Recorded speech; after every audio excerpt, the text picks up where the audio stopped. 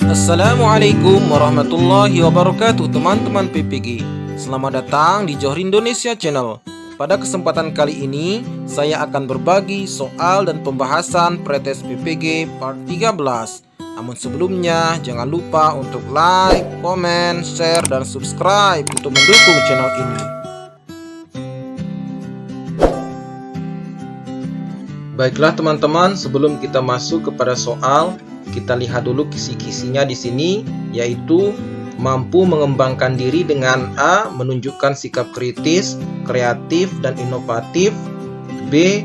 Menginternalisasi sikap jujur, tegas, disiplin, dan tanggung jawab dalam melaksanakan tugas keprofesiannya melalui kegiatan PTK. Nah, jadi kisi-kisi ini seputar penelitian tindakan kelas, teman-teman. Kita mulai dari soal nomor 1. Bu Santi hendak membelajarkan materi gelombang bunyi di kelas sekaligus ingin melakukan PTK. Pada pembelajaran yang pernah dilakukannya, banyak siswa yang tidak dapat mencapai KKM. Ia bingung masalah apa yang hendak diangkat dalam penelitian. Bu Santi mencoba membuat pertanyaan refleksi terhadap pembelajarannya. Contoh pertanyaan yang dapat membantu Bu Santi mengidentifikasi masalah PTK-nya adalah, yang ditanyakan di soal adalah contoh pertanyaan yang dapat membantu Bu Santi mengidentifikasi masalah PTK, teman-teman. Kita lihat opsi yang A.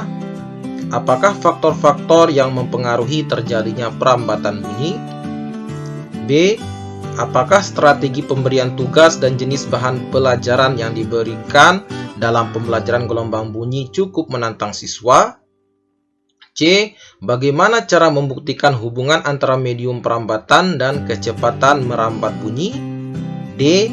Apakah kebiasaan sarapan pagi berpengaruh terhadap hasil belajar siswa dalam pelajaran gelombang bunyi?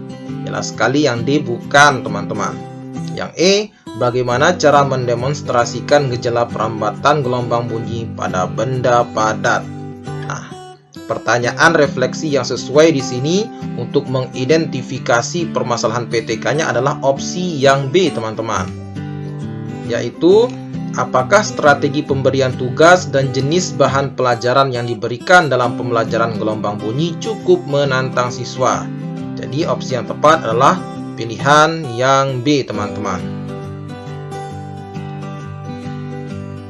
Kita lanjut ke soal nomor 2.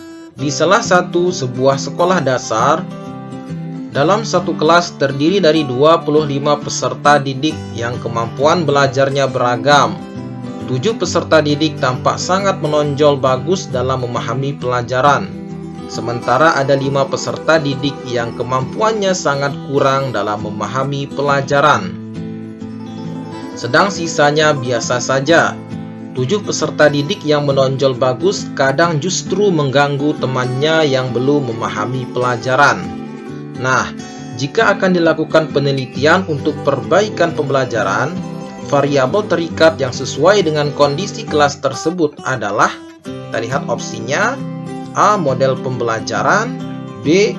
Media pembelajaran, C. Jumlah peserta didik, D. Kesulitan belajar, E. Kemampuan belajar. Sebelum kita menjawab soal ini, kita lihat dulu apakah yang dimaksud dengan variabel bebas dan variabel terikat, teman-teman. Adapun yang dimaksud dengan variabel bebas adalah suatu variabel yang apabila dalam suatu waktu berada bersamaan dengan variabel lain, maka diduga akan dapat berubah dalam keragamannya. Variabel bebas ini bisa juga disebut dengan variabel pengaruh atau perlakuan, kuasa, treatment, independen, dan disingkat dengan variabel X. Sedangkan variabel terikat adalah suatu variabel yang dapat berubah karena pengaruh variabel bebas tadi atau variabel X. Variabel terikat sering disebut juga dengan variabel terpengaruh atau dependent, tergantung, efek, tak bebas, dan disingkat dengan nama variabel Y.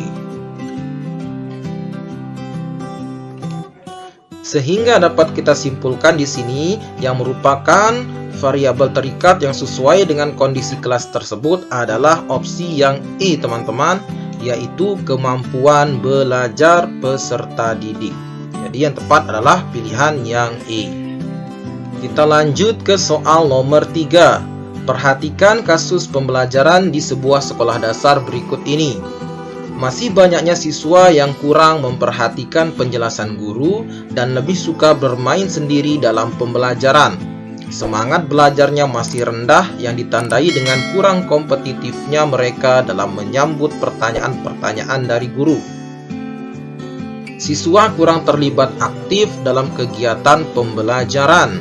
Hal ini dapat dilihat masih banyak siswa yang mengobrol dengan siswa yang lain saat guru menjelaskan materi pembelajaran. Siswa kurang antusias dalam mengemukakan pendapatnya di kelas. Dalam hal ini, siswa pun kurang diberi pujian saat aktif bertanya ataupun menjawab pertanyaan, sehingga mereka cenderung pasif dalam mengikuti pembelajaran.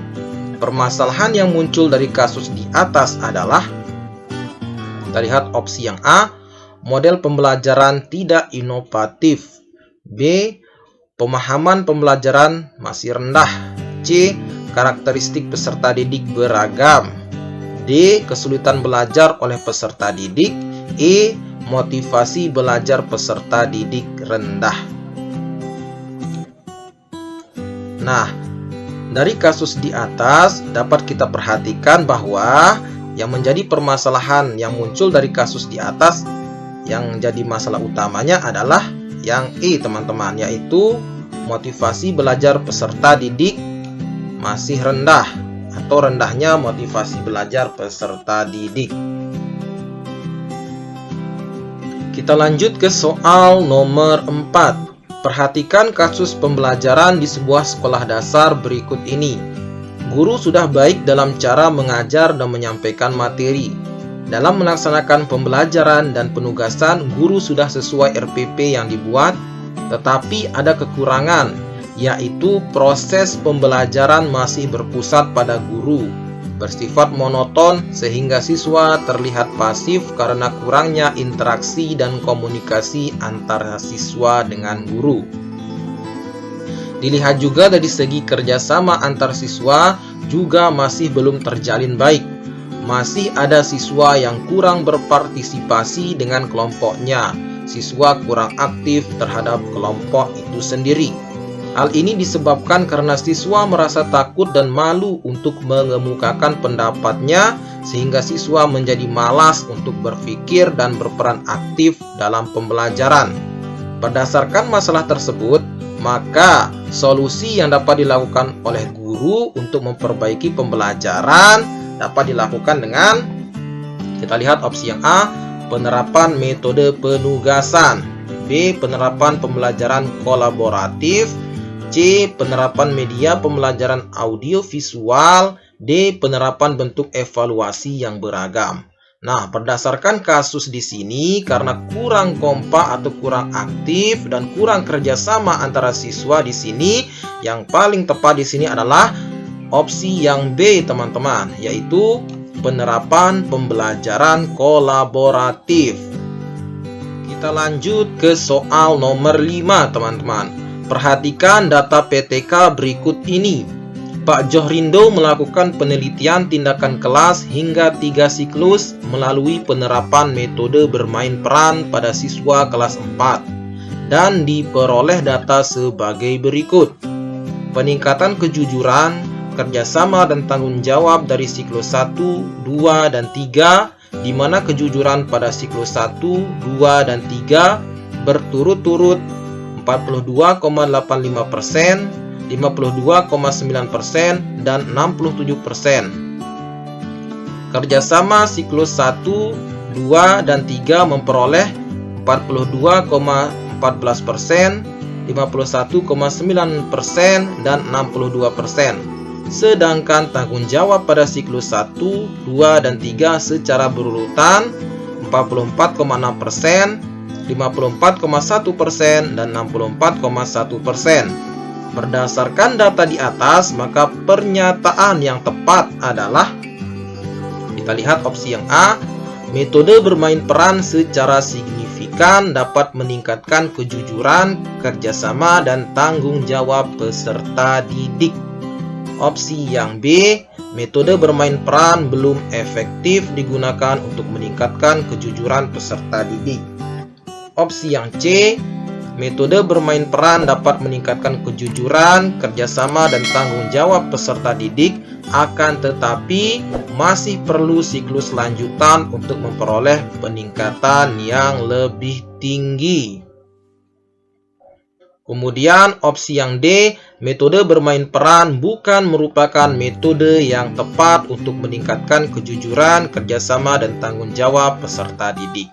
Nah, jika kita perhatikan dari siklus 1, siklus 2, dan siklus 3, terjadi peningkatan teman-teman di sini ya. Adanya peningkatan. Nah, sehingga kita tidak bisa menyebutkan atau menyatakan bahwa metode bermain peran ini tidak efektif. Tetapi opsi yang tepat di sini adalah opsi yang C, teman-teman. Yaitu metode bermain peran dapat meningkatkan kejujuran, kerjasama, dan tanggung jawab peserta didik. Akan tetapi masih perlu siklus lanjutan untuk memperoleh peningkatan yang lebih tinggi. Jadi opsi yang tepat adalah opsi yang C, teman-teman.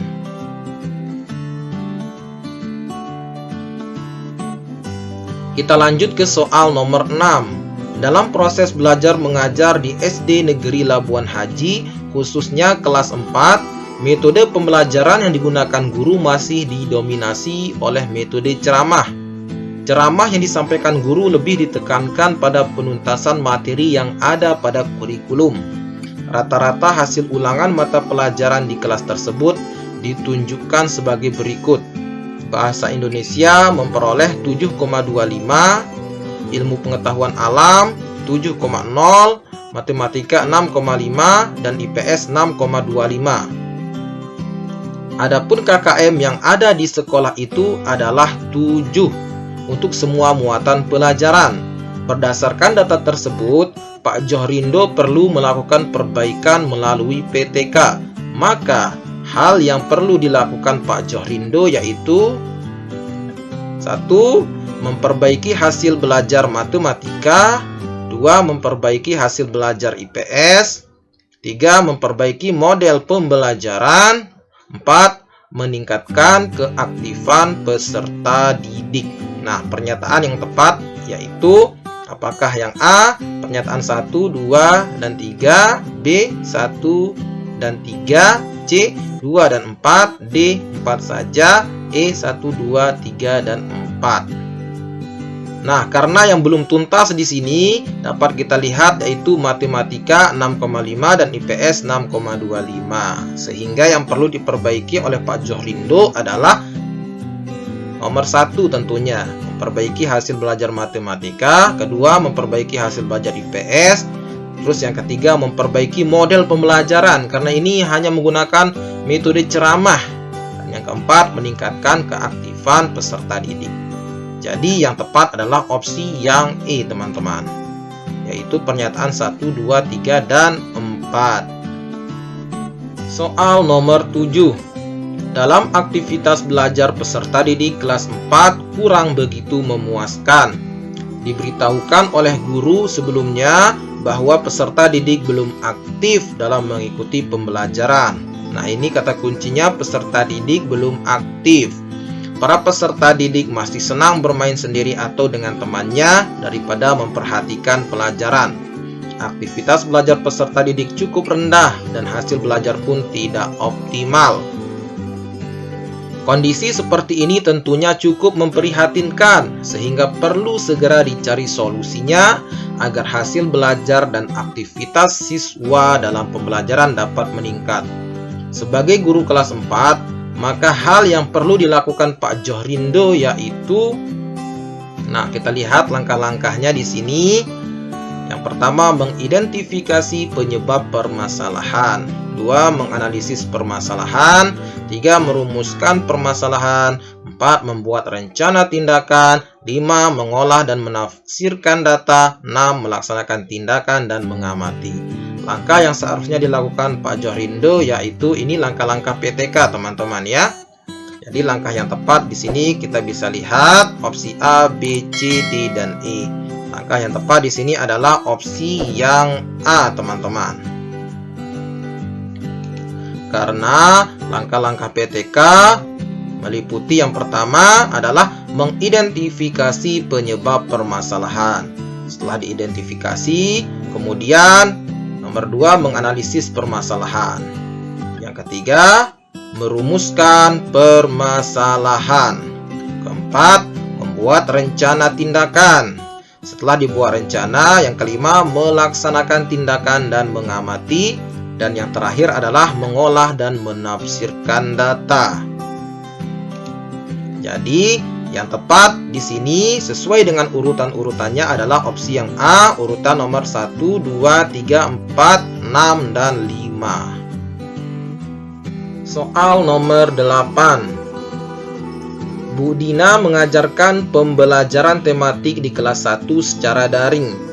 Selama pembelajaran berlangsung, hasil belajar peserta didik selalu mendapat nilai sempurna. Padahal ketika ada tatap muka, beberapa peserta didik menunjukkan ketidakmampuan dalam menulis maupun membaca secara lancar. Kemudian Bu Dina berpikir untuk mengadakan PTK sebagai upaya untuk mengidentifikasi permasalahan pada pembelajaran yang dilakukannya.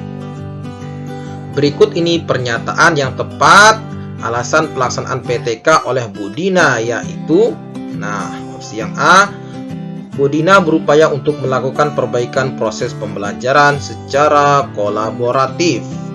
Yang B, Bu Dina berupaya melakukan proses refleksi terhadap pembelajaran yang dilakukan sehingga dapat memperbaiki pada pembelajaran berikutnya. C, Bu Dina mengawali PTK dari masalah sehari-hari yang dialami.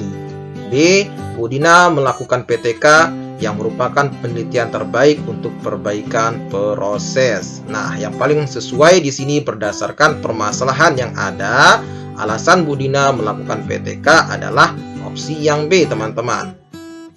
Yaitu Bu Dina berupaya melakukan proses refleksi terhadap pembelajaran yang dilakukan sehingga dapat memperbaiki pada pembelajaran berikutnya.